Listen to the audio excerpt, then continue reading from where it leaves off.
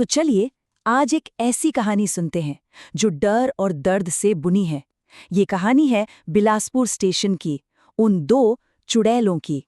कहानी की शुरुआत होती है एक फुसफुसाहट से। जरा सोचिए, ट्रेन एक सुनसान स्टेशन पर रुकी हो और कोई कांपती हुई आवाज में कहे, चुप हो जाओ, एक लफ्ज नहीं, वो दोनों बाहर हैं। तो आखिर ये सब शुरू कहाँ से हुआ? कहानी का पहला पड़ाव हमें ले चलता है बिलासपुर स्टेशन पर, जहां सिर्फ दहशत का राज था।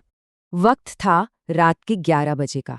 बिलासपुर स्टेशन उस वक्त ऐसा लगता था मानो किसी घने खामोश कोहरे की चादर ओढ़े हो, और हवा में एक अजीब सी, एक गैर कुदरती सी खामोशी थी जो किसी भी शोर से ज्यादा डरावनी होती है। तभी एक पैसेंजर ट्रेन आकर रुकती है, पर यहाँ कुछ तो गड़बड़ थी। एक भी मुसाफिर, जी हाँ, एक भी मुसाफिर उतरने की हिम्मत नहीं जुटा पा रहा था। सारी की सारी खिड़कियां ऐसे बंद थीं जैसे बाहर कोई मौत का साया मंडरा रहा हो। उस पूरे वीरान प्लेटफॉर्म पर नजर दौड़ाएं तो सिर्फ दो लोग दिखते थे, एक कूड़ा उठाने वाला और एक चाय बेचने वाली। लेकिन सवाल ये था कि क्या वो सच में वही थे जो वो दिख रहे थे? और फिर सचिन नाम के एक लड़के ने एक गलती कर दी। उसने चाय के लिए खिड़की से हाथ बाहर निकाला और बस उस चाय वाली ने उसकी कलाई जकड़ ली। अगले ही पल उसका चेहरा एक ऐसे खौफनाक मंजर में बदल गया जिसे शब्दों में बयां करना मुश्किल है। आंखों से खून और उस एक पल ने पूरे डिब्बे में चीखें भर दी। तो अब सवाल ये उठता है कि आखिर ये डरावनी शक्लें हैं कौन? कौन है ये आत्माएं और क्यों बिलासपुर स्टेशन ही इनका ठिकाना बना हुआ है? इस सवाल का जवाब हमें अतीत में मिलेगा। तो चलिए कहानी के दूसरे हिस्से में चलते हैं, जो दो बहनों की एक बहुत ही दर्दनाक दास्तान है। याद है वो बुजुर्ग दीनानाथ जिन्होंने सचिन को बचाया था? बस वही इस राज से पर्दा उठाते हैं। वो सुनाते हैं कहानी गीता और रीना की। यही कहानी है उस पूरे खौफ की जड़। वो उन दोनों की जिंदगी की आखिरी रात थी। गीता और रीना दोनों बहनें अनाथ थीं। देर रात बिलासपुर स्टेशन पर उतरी, भूख प्यास से बेहाल। रीना चाय के लिए गई और गीता पानी ढूंढने, और यहीं से सब कुछ बदल गया। कूड़ा बीनने वाले ने गीता को बहला फुसलाकर एक कमरे में ले जाकर उसकी जान ले ली, और फिर चाय वाली ने रीना को भी उसी कमरे में खींचकर मार डाला।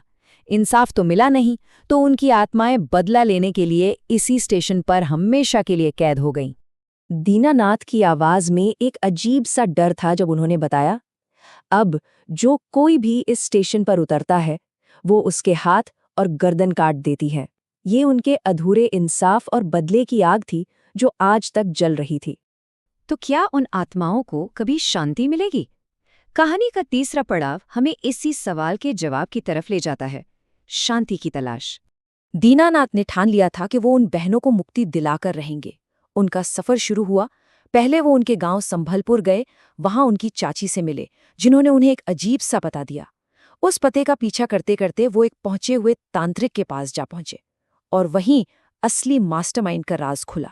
और ये जानकर तो पैरों तले जमीन खिसक जाए कि मास्टरमाइंड कोई बाहर वाला नहीं, बल्कि उनका अपना गंगाराम था, उनका सगा रिश्तेदार। सिर्फ जमीन के चंद टुकड़ों के लिए उसने अपनी ही भतीजों की जान ले ली। लेकिन देखिए ऊपर वाले का इंसाफ।